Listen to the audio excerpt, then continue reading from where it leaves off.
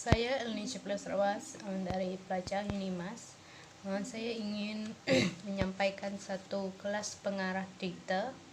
Saya sebagai pengarah datang kertas telah membuat sebuah cerita tentang cerita legenda ikat patin di Sarawak. Cerita ini adalah mengisahkan seorang pemuda tampan dan kaya yang bernama Awan Yusuf telah meneliti rumah orang tua Dayang Kemunah. Pemuda itu melihatnya sedang menyemur pakaian. Saat itu pula Awangku Yusuf jatuh cinta hati kepada Dayang Kemunah dan berniat untuk menyuntingnya sebagai permaisuri hidupnya. Beberapa hari kemudian Awangku Yusuf telah datang ke rumah Dayang Kemunah untuk meminangnya. Dayang Kemunah bersedia menerima pinangan Awan Yusuf asalkan ia juga bersedia memenuhi syarat.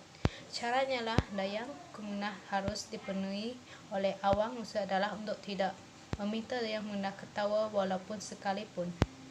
Satu syarat yang pelik bagi Awang Yusuf, tetapi demi cintanya kepada Dayang Kemunah, syarat yang pelik ini telah dipersetujui dengan rela hati.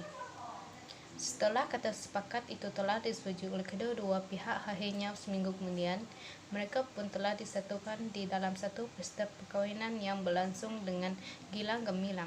Semua kaum kerabat dan tetangga kedua mempelai telah diundang bagi memberikan suasana perkahwinan tersebut.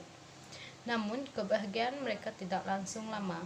Beberapa minggu setelah mereka bernikah, Awang Ganing, ayahanda Dayang Kemunah, meninggal dunia karena sakit. Ini membuatkan Dayang Kemunah sering sedih-sedih karena kehilangan ayah yang telah mendidik dan membesarnya sejak dari kecil lagi, walaupun bukan ayah kandungnya yang sebenar.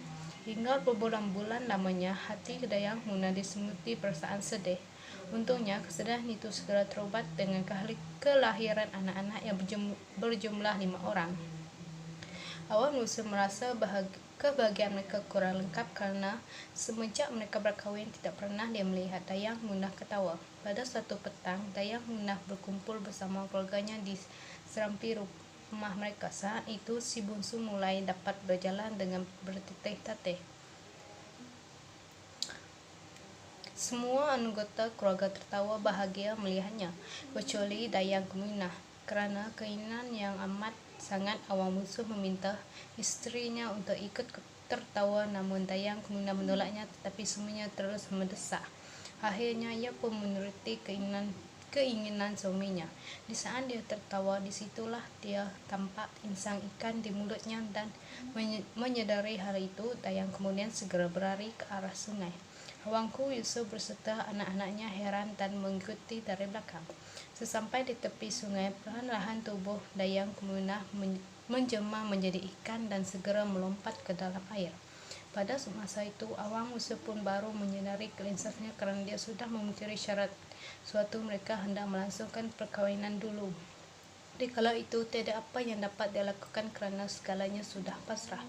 Sebelum menyelam ke dalam air, Dayang Kemunah berpesan kepada suaminya Awang Yusuf untuk menjaga anak-anak mereka menjadi manusia yang berguna dan tiada siapa di kalangan keturunannya mereka yang dibenarkan untuk memakan ikan patin, kerana barang siapa yang memakannya adalah seumpama makan keturunan sendiri dan boleh menjadi gila walaupun mendapat penyakit yang boleh membawa kepada kematian. Jadi inilah cerita ikan patin tersebut dan mengapa ramai masyarakat Melayu Sarawak tidak memakannya. Setakat ini tidak ketahui kebenaran sumpahan itu, namun memang terdapat setengah masyarakat Melayu Sarawak yang tidak memakannya. Sejauh mana kebenaran hanya Yang Maha Kuasa yang mengetahuinya.